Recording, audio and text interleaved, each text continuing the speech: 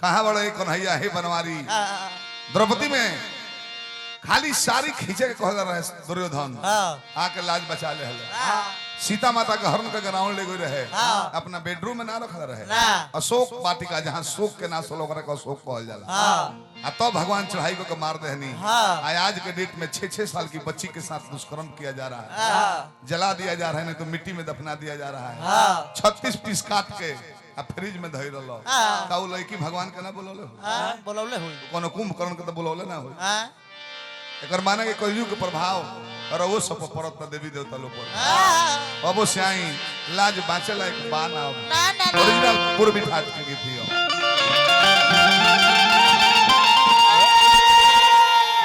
राछा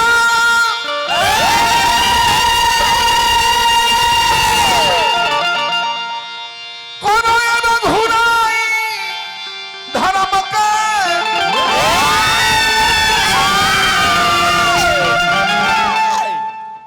बाबा खाली रघुराई के नाम कहले बने भी गौले नहीं खी 10-12 जना रुपया ले खातिर घरे चल देहनी ए जना के खत्म हो गल भेजा वाला समय पर सब होत जाई आ वैसे अभी जाड़ा का मौसम बावे दो राउंड लोग सुन ले तो ढेरे रहता अरे रक्षा करो ए रघुराई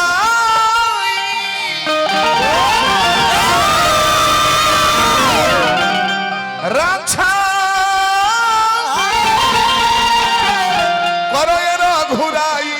धर्म के रक्षा करो रघुराई धर्म के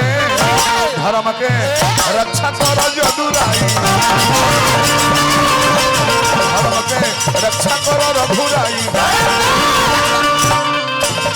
तो ही रामकृष्ण हवो अवश्य आवो नहीं तो धर्म हो जे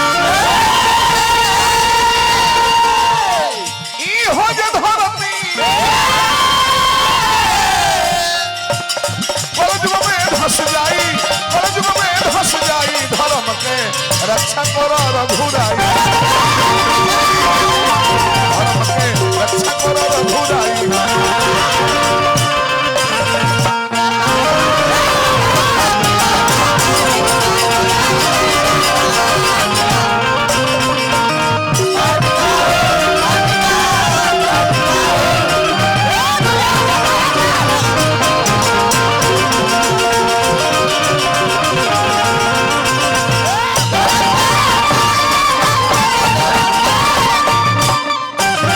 भाई हमारा लोग कुशोटल बलिया जिला दोबा क्षेत्र से पुरस्कार दिला बने सुनील पांडे जी पुरस्कार भेजले नहीं हमरा के बाबा कभी गोलक तने दिखवा दिखोली ना पटेला पटेली फागू पाने के गांव से पुरस्कार रहलो बहुत बहुत केहू खाना खाए के वंचित होके श्रोता में भी दल में भी जाके भोजन कर ले बहुत बचल बजाई सब है खाना खाए खातिर 100 रुपया पुरस्कार दिल बनी तब अभी मत जालो फिर एक बार आके को हम तब जे हो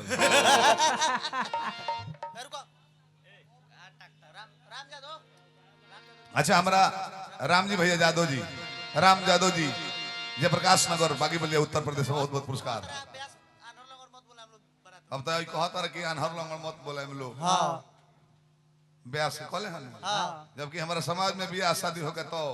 शुभ फंक्शन होके तो सबसे पहले एगो विकलांग के पूजा ले के गणेश बाबा मुड़ी कटा गई रहे हाथी के जोराई प्रथम पूजनीय हमें भोजपुरी रामायण के गायकी में हमरा के गणेश जी बुझियो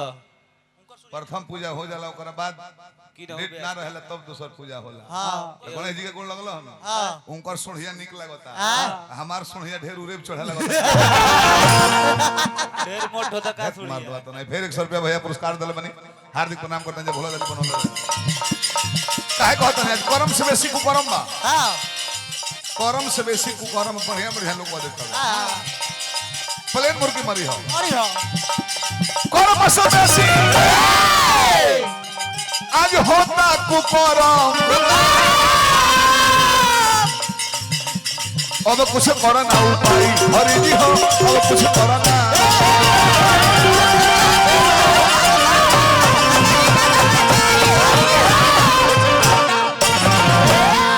ना तो इज्जतिया बेटी बहू के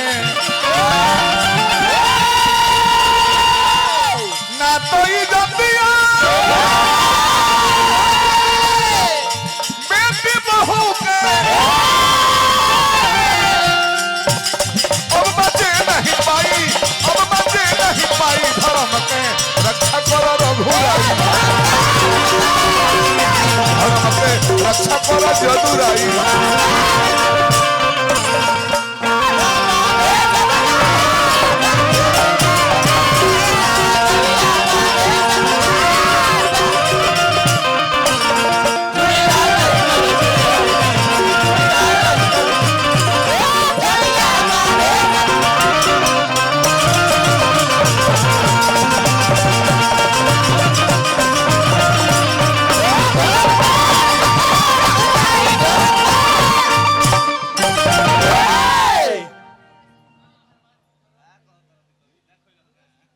खरवार पंचायत के मुखिया जी माने हमारे बाबू मुन्ना सिंह जी हाँ ये 500 रुपया पुरस्कार दल बनी हार्दिक प्रणाम करते हैं जब भोला दानी पद प्रतिष्ठा बनौले रहे। उतना आदमी खला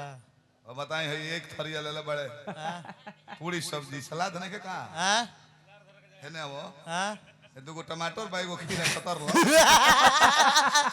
अगर चटक ना लगे हाँ तनी धनिया पत्ता नोच लियो चटनी चटकार लागे जी पूरा तरह हाथ निक लगी हम असलील ना बोली हम दुमानिया बात बोली ले इशारा से हंसाई ले सब्जियां कौन रंग के बा हाँ तारा ऐसा शब्द बोले के चाहिए भाइयों को हेलो अब फोरो बोलता रहो रामदेव बाबा के लिए नाचता रहो कि रामदेव बाबा के लगे चला गई रहे हाँ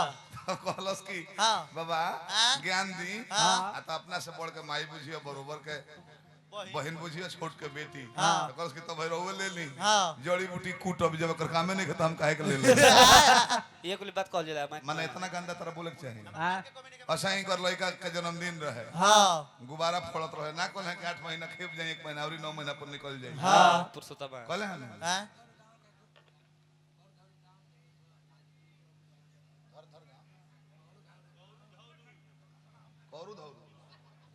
कौरो धौरू से एगो भैया हमरा के पुरस्कार भइले बनी हाँ वो गांव बना रहे नगर बस्ती बना रहे हाँ तब इन कर लइकवा जिदिया गइल हाँ। गुब्बारा फोड़त रहे जन्मदिन रहे हाँ। और ये लोग फोड़े हाँ। ये पापा ब्यास है बताए ना जन्मदिन के दिन गुब्बारा क्यों फोड़ते हैं हाँ ये कहले चुप रहो फोड़ल जाला चुप रहो बेटा नियम हो हाँ ना पापा बताई ना ब्यास है जानकार रहुआ हाँ। गुब्बारा क्यों फोड़ा जाता है क्यों ये कहले जा आराम से जन्मदिन मनाता मनाओ हाँ ना बताइए ना गुब्बारा क्यों फोड़ते हैं जन्मदिन को हाँ कहले कि याद करावल जाला हाँ एगो गुब्बारा फूटो रहे तो बहरी आए ओकर याद पर आवल जाला याद करावल जाला कि फिर ऐसा हो फिर गुब्बारा फूटो कि 2-3 भाई हो जातो याद करके को अब हमारे मुंह में हो जतो धन समय बाबे आज मुखिया जी जुटल बानी सब है क्यों नेताजी हमारे बात के अन्यथा मत ली हाँ मुखिया जी हमने का अपना मन से चुनी ले जा हाँ। सब जात मिल के हाँ पार्टी पौवा कौन ना होला में हाँ। तो मुखिया जी विकास करता नहीं करता नहीं बीडीसी विकास करता करता नहीं। नहीं सरपंच साहब जज बन के फैसला करता नहीं हाँ। वार्ड भाई लोग अपन विकास करता हाँ विधायक से एमपी से तू के पूछे ला हो के विकास करे खातिर हाँ तू वे विधायक एमपी दे के वोट देता रहो हाँ के निमन खड़ा बा भाजपा वाला भाजपा मझरेल बोलो राजद वाला राजद में नीतीश वाला नीतीश में हाँ मायावती वाला मायावती में कांग्रेस वाला कांग्रेस में हाँ। लोग के पार्टी से मतलब बा नीचे नहीं देखल जात ना। ऊपर हाँ पार्टी में गधा खड़ा बाकी घोड़ा वो सब मतलब ना तो विकास कौन बात देखो इतना हाँ? जब तू इंसान चुनते नहीं को हाँ के क्वेश्चन बा उ चुनत रहो ना केहू नहीं का चुनो हाँ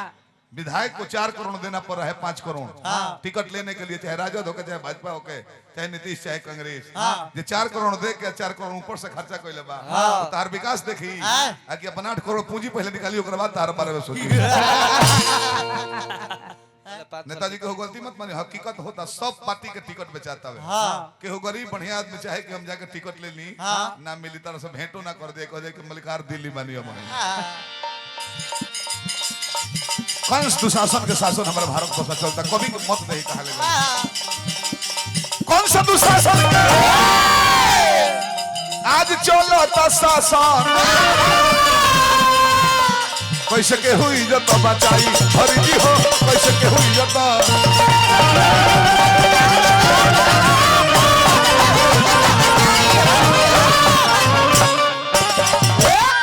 सोनू संग दिल दिल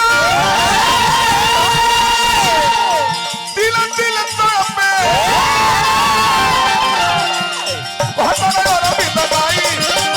धर्म के रक्षा कर जदुराई